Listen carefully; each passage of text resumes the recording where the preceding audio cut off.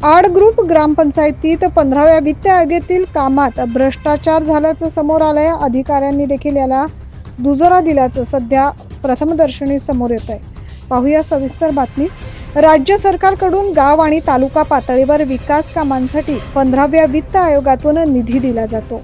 मात्र अनेकदा या योजना फक्त कागदावरच राबवल्या जातात, प्रत्यक्षात त्यात कुठल्याही प्रकारची अंमलबजावणी केली जात नाही।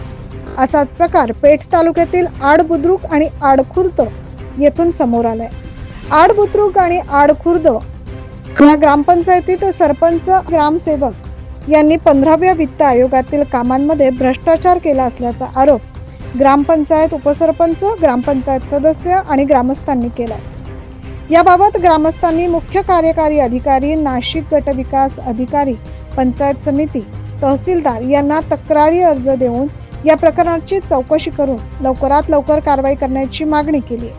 आड ग्रामपंचायतीच्या बुधवार 18 सप्टेंबर रोजी झालेल्या ग्रामसभेत ग्रामपंचायती अंतर्गत 15व्या वित्त आयोगातील कामांबाबत उपसरपंच, सदस्य आणि ग्रामस्थांनी विचारणा केली।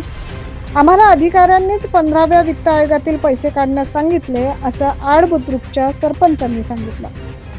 मात्र यावेळी त्यांनी कोणत्या अधिकाऱ्याने सांगितलं, त्याचे नाव सांगा हे विचारलं असता सरपंचांनी कोणाचंही नाव सांगितलं नाही। प्रत्यक्षात ग्रामपंचायत कार्यक्षेत्रात या निधीतून कोणतेही काम करण्यात आलेले नाही, परंतु ऑनलाईनला कामे दाखवून या निधीतली रक्कम ग्रामसेवक आणि सरपंच यांनी संगनमताने हडप केल्याचा आरोप करण्यात आलाय। या प्रकरणाची लवकरात लवकर चौकशी करून संबंधितांवर कारवाई करण्यात यावी अशी मागणी केल्यानं गटविकास अधिकारी, पंचायत समिती पेठ यांनी 25 सप्टेंबर रोजी 4 अधिकाऱ्यांची टीम आड येथे चौकशीसाठी पाठवली। तेव्हा या ठिकाणी कोणतेही काम झालेले नाही असं आढळून आलंय। त्यामुळे सरपंच आणि ग्रामसेवक यांनी गैरव्यवहार केल्याचा विस्तार अधिकारी केसी पाडवी यांच्या निदर्शनास आला। त्यांनी याबाबत अधिक माहिती दिली आहे।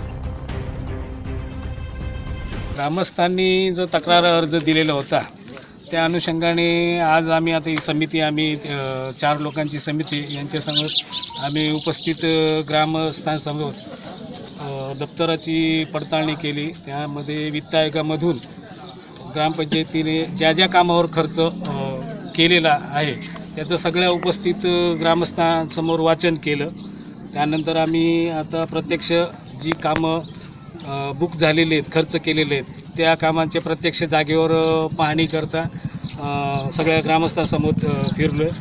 त्यामध्ये काही कामं आहेत जी प्रत्यक्ष जागेवर कोणत्याही प्रकारचं काम दिसून आलेलं नाही।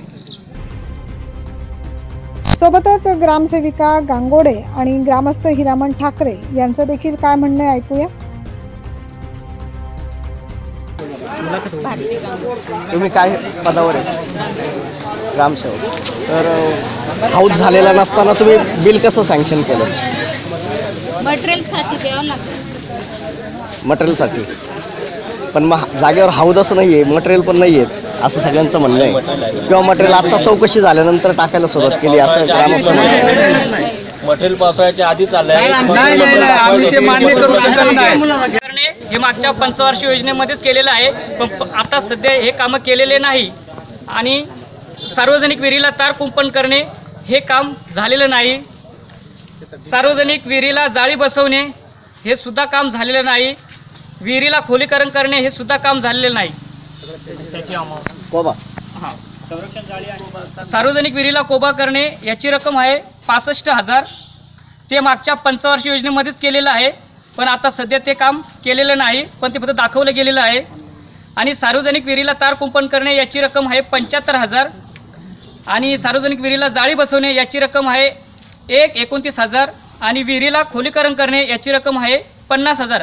असे ह्या रकमेचे कुठल्याही प्रकारचे हे विहिरीचे कामं हे झालेले नाहीत। जनावरांना पाणी पिण्यासाठी हाऊस विस्तार अधिकारी पाडवी यांनी पुढील कारवाईसाठी गटविकास अधिकारी यांच्याकडे अहवाल पाठवला।